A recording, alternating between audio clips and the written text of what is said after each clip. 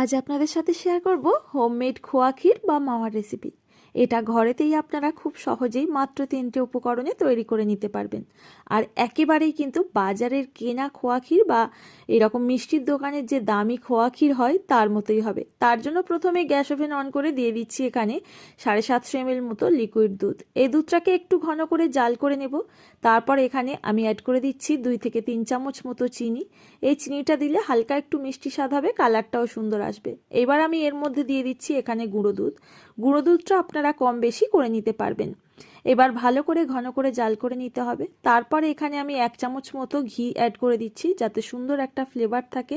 এবার দেখুন আস্তে আস্তে এইভাবে আমাদের রান্না করে নিতে হবে যতক্ষণ না এই খোয়াটা একেবারে কড়াইয়ের গা ছেড়ে আসছে। এটা কিন্তু আমার একদম তৈরি হয়ে গেছে। একটা প্লেটে হালকা একটু ঠান্ডা হয়ে যাওয়া পর্যন্ত অপেক্ষা করব। তারপর হাত দিয়ে সহ্য করার মতো গরম থাকতে থাকতে এটাকে মেখে এইভাবে সেট করে নেব। এখন এই খোয়াটা একদম কিন্তু আমাদের তৈরি হয়ে গেল। আর এটাকে আপনারা এয়ারটাইট কন্টেনারে ভরে কিন্তু ফ্রিজে স্টোর করে অনেক দিন পর্যন্ত ব্যবহার করতে পারবেন। এখন আমি দেখিয়ে দিচ্ছি, দেখুন পারফেক্ট মাওয়া বা খোয়া কিন্তু একদম রেডি হয়ে গেল।